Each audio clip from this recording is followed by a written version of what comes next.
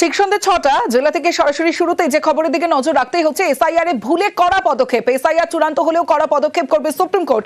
SIR এ কোনো ভুলে পদক্ষেপ করবে সুপ্রিম কোর্ট। এসআইআর এ বেআইনি কিছু হলে সুপ্রিম পদক্ষেপ। সরাসরি চলে যাব, আমার সঙ্গে মৈত্রী ভট্টাচার্য রয়েছে, মৈত্রীর সঙ্গে কথা বলবো।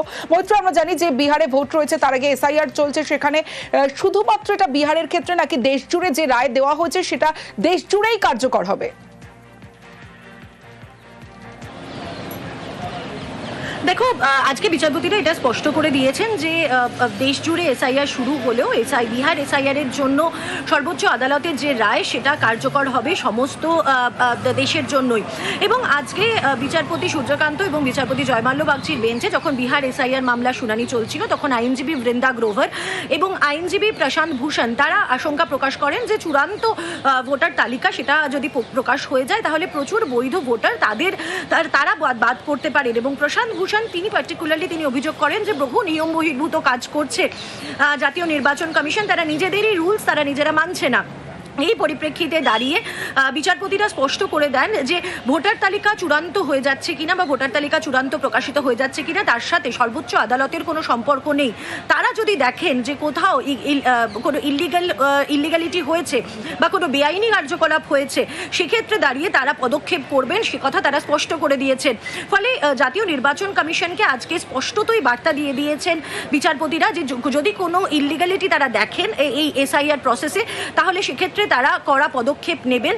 এবং একই সঙ্গে সর্বোচ্চ আদালতের যে নজর রয়েছে এসআইআর প্রক্রিয়ার দিকে, সেটাও কিন্তু কার্যত তারা স্পষ্ট করে দিয়েছেন আজকে জাতীয় নির্বাচন কমিশনকে।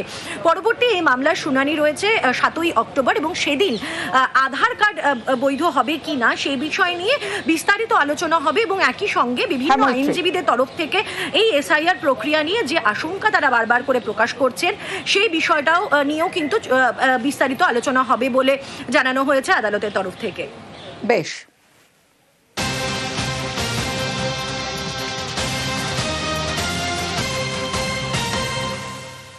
আসছি পরের খবরে। সরকারি হাসপাতাল আর সেই হাসপাতালে ধর্ষণ। পাঁশকুড়ার হাসপাতালে চাঞ্চল্যকর অভিযোগ, হাসপাতালে স্টোর রুমে ধর্ষণের অভিযোগ। স্বাস্থ্যকর্মীর অভিযোগে গ্রেফতার করা হয়েছে ফ্যাসিলিটি ম্যানেজারকে।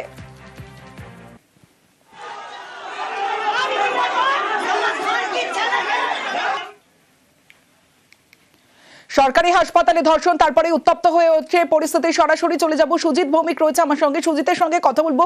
সুজিত, ঠিক কি হয়েছিল, কি অভিযোগ, আর এই যে ফ্যাসিলিটি ম্যানেজার তার সম্পর্কে কি কি জানা যাচ্ছে? হাসপাতাল কর্তৃপক্ষ গোটা ঘটনা নিয়ে কি বলছে? দেখো, গোটা ঘটনা নিয়ে পুলিশ হস্তক্ষেপ করেছে। অভিযুক্ত অর্থাৎ যার বিরুদ্ধে অভিযোগ তাকে গ্রেপ্তার করেছে। আগামীকাল তাকে তমলুক আদালতে তোলা হবে, তাকে পুলিশ হেফাজতে নিয়ে জিজ্ঞাসাবাদ করা হবে। কিন্তু কি এখনো পর্যন্ত জানা যাচ্ছে তমশ্রী, জানা যাচ্ছে ওই যে ধৃত অর্থাৎ গ্রেপ্তার হয়েছে ও কিন্তু হাসপাতালে রীতিমতো একটা রাজ চালাতো। সেই কারণে মেয়েরা অতিষ্ঠ হতেন, মেয়েরা অভিযোগ আগেও করেছেন এবং এক নয় একাধিক মহিলারা পরপর মুখ খুলছেন। তারা সাহস করতেন না, কারণ ইনি একটু কেউকেটে টাইপ ছিলেন এবং সেখানে রাজনৈতিক পরিচয়ও ভাঙাতেন এবং সে কারণে তার এই দাপট, সেই দাপটের কাছে মেয়েরা মুখ খুলতে পারেনি। যারা নিগৃহীতা, এমনকি যারা ধর্ষিতা, শেষমেশ মুখ খুলেছেন। একজন প্রথমে খুলেছিলেন, আরও একজন খুলেছেন, আরও কেউ কেউ বলছেন। পুলিশ সুপার সৌম্যদীপ ভট্টাচার্যের সঙ্গে কথা হয়েছে, তিনি বলছেন বিষয়টি জানার পর পুলিশ পদক্ষেপ নিয়েছে, গ্রেপ্তার করেছে। এখানেই শেষ নয়, ওকে পুলিশ রিমান্ডে নিয়ে সব কিছু জানার চেষ্টা হচ্ছে। আসলে সরকারি হাসপাতাল পাঁশকুড়ার মতো একটি জায়গায়, গুরুত্বপূর্ণ জায়গা, সেখানে সরকারি হাসপাতালের ভেতরে দিনের পর দিন এই কাণ্ড ঘটেছে বলে মহিলারা অভিযোগ করছেন। এবং মহিলারা তারা কিন্তু কর্মরত, তারাও অস্থায়ী কর্মী, স্বাস্থ্যকর্মী, তারা এই ধরনের অভিযোগ করছে। অর্থাৎ কিনা এই যে ছেলেটি, তার বিরুদ্ধে সর্বস্তরের মানুষও অভিযোগ করছেন, স্থানীয় বাসিন্দারা অভিযোগ করছেন প্রতাপ দেখাতেন। সেই প্রতাপ দেখিয়ে বারবার মেয়েদেরকে ডিস্টার্ব করতেন। ডিস্টার্বের একটাই বিষয়, ধর্ষণ।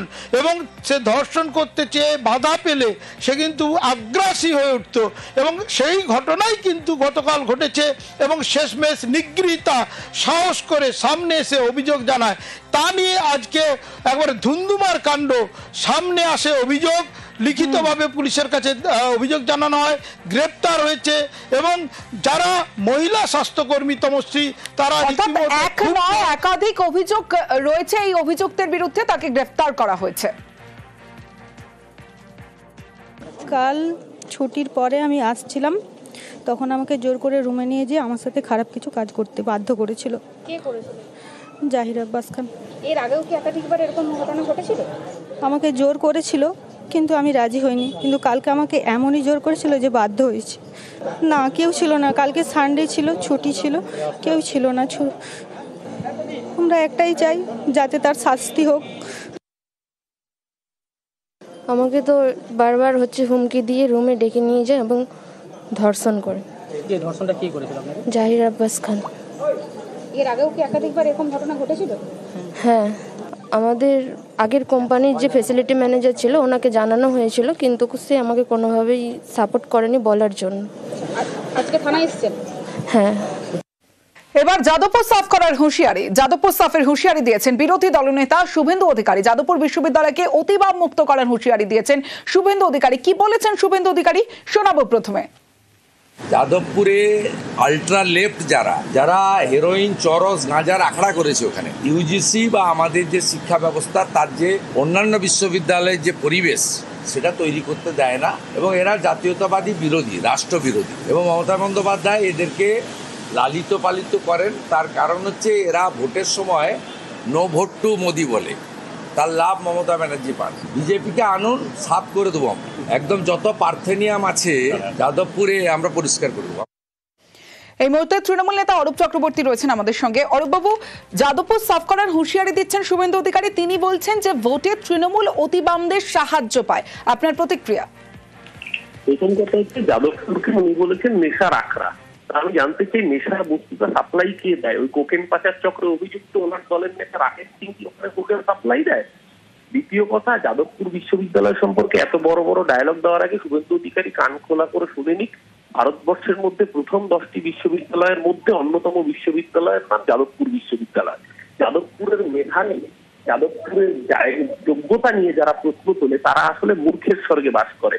আর বিজেপি নেতারা এর আগেও চেয়েছিল জেএনইউর মতো জায়গায় বন্দুক দেখিয়ে দখল করার, স্লোগান দিয়েছিল দেশকে গদ্দারও কো গুলি মারো সালো কো।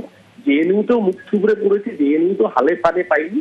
যাদবপুরের মতো জায়গা চিরকাল যারা সাম্প্রদায়িক রাজনীতি করে তাদেরকে ঘৃণার সাথে প্রত্যাখ্যান করেছে, আগামী দিনও প্রত্যাখ্যান করবে। হ্যাঁ, যাদবপুরে নৈরাজ্য হয়, যাদবপুরে ছাত্রের র্যাগিংয়ে মৃত্যু হয়, যাদবপুরে কদিন আগে যে ছাত্রীর মৃত্যু হয়েছে, এসএফআই রাস্তায় নামেনি, কিন্তু বিচারকে তৃণমূল ছাত্র পরিষদ পরিবারের পাশে ছিল, শেষকৃত্য অব্দি পাশে ছিল, আগামী দিনও পাশে থাকবে। কিন্তু তার মানে যাদবপুর দখল করে নেব, এই দখলদারির সংস্কৃতিটা হচ্ছে বিজেপির সংস্কৃতি। এই দখলদারির সংস্কৃতির বিরুদ্ধে বাংলা আগেও ছিল, আগামীতেও থাকবে। যাদবপুরের মেধা দিয়ে দখল করতে হবে। যাদবপুরকে যাদবপুর দিয়ে ওই যেভাবে এবিভিপি জেএনইউ দখল করার জন্য গুন্ডামস্তান নামিয়েছিল, সেইভাবে যদি দখল করতে চায় গোটা বাংলার মানুষ ঐক্যবদ্ধভাবে যাদবপুরের পাশেই থাকবে, কারণ যাদবপুরের মেধা বাংলা তথা ভারতবর্ষের গর্ব। বেশ, অনেক ধন্যবাদ আপনাকে।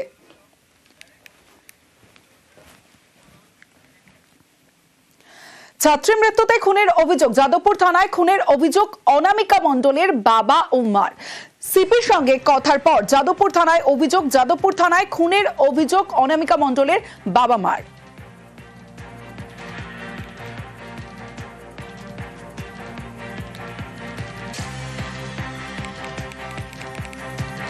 ছাত্রী মৃত্যুতে খুনের অভিযোগ, তৃতীয় বর্ষের ছাত্রী অনামিকা মণ্ডলের পুকুরে ডুবে মৃত্যু এবং সেই মৃত্যুতে এবার খুনের অভিযোগ। ছাত্রী মৃত্যুতে খুনের অভিযোগ, যাদবপুর থানায় খুনের অভিযোগ অনামিকার বাবা মার। আমার সঙ্গে রৌনক রয়েছে, রৌনকের থেকে আপডেট নেব। রৌনক, দেখো, একেবারেই তার বাবা মা আগে থেকে যেমন অভিযোগ করছিল যে এটা অস্বাভাবিক মৃত্যু নয়, তার মেয়েকে সেই জলাধারের পাশে নিয়ে যাওয়া হয় এবং তাকে ফেলে দেওয়া হয়। আজ সকালেই লালবাজারে তারা পুলিশ কমিশনার মনোজ বর্মার কাছে গিয়ে কথা বলেন এবং তার আগেই লিখিত অভিযোগ দায়ের করেন কলকাতা পুলিশে, এবং সেই অভিযোগের ভিত্তিতে ইতিমধ্যে যাদবপুর থানা খুনের মামলা রুজু করে তদন্ত শুরু করেছে। এখনো তার বাবা এবং মা যাদবপুর থানার ভেতরে রয়েছেন, তদন্তকারী অফিসারদের সঙ্গে কথা বলছেন। অর্থাৎ যে কজনকে ডাকা হয়েছে এই মামলায় এখনো পর্যন্ত প্রায় 8 জনের কাছাকাছি সহপাঠী এবং অর্গানাইজেশনের যারা সদস্য ছিল তাদেরকে ডাকা হয়েছিল। এর পাশাপাশি এভিডেন্স থেকে শুরু করে প্রত্যেকটি খুঁটিনাটি পুলিশ খতিয়ে দেখছে, তাদের বয়ান থেকে শুরু করে টেকনিক্যাল এভিডেন্সের সঙ্গে কোনো সমস্ত বিষয় তদন্ত করে দেখছেন পুলিশ আধিকারিকরা। বেশ, আগস্টের পর সেপ্টেম্বর আবারও মালদার ভূতনিতে নদী বাঁধে ভাঙন, জল ঢুকছে একের পর এক গ্রামে, আর এ নিয়ে ফের বিজেপি তৃণমূল চাপানোতর তুঙ্গে।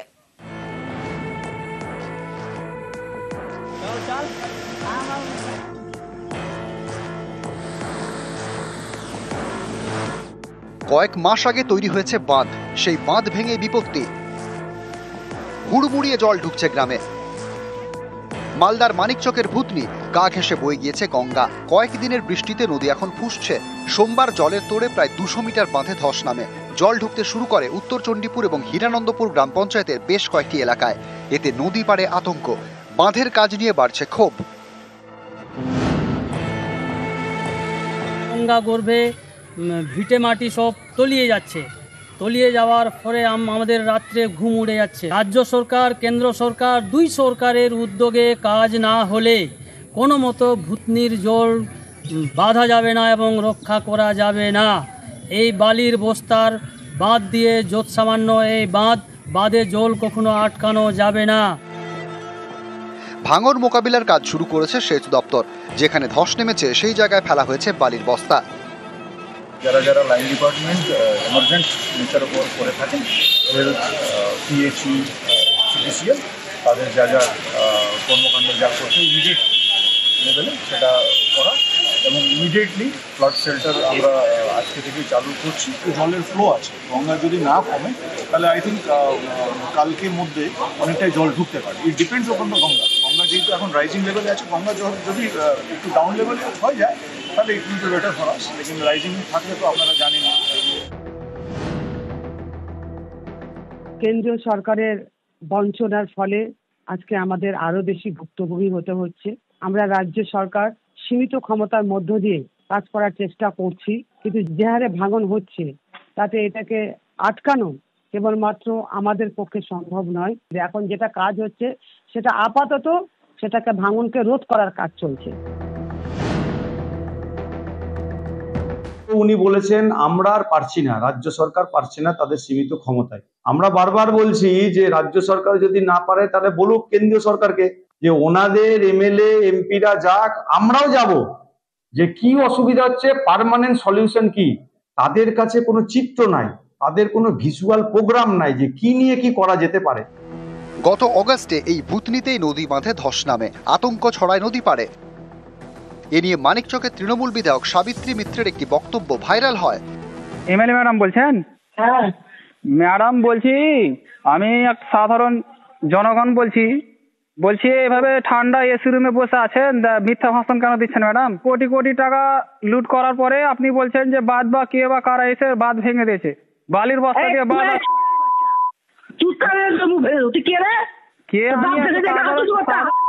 কে আমি ম্যাডাম?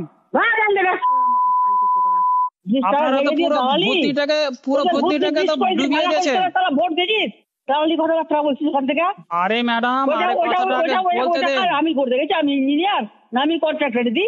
এইভাবে ভাষা খারাপ করার কি আছে? আপনি তো একটা এই ভাইরাল অডিও ঘিরে বিতর্ক তৈরি হয়, কিন্তু যে ভূতনি নিয়ে এত কথা সেখানে আবার ভাঙন আতঙ্ক। মালদা থেকে সেবক দেব শর্মা, নিউজ 18 বাংলা।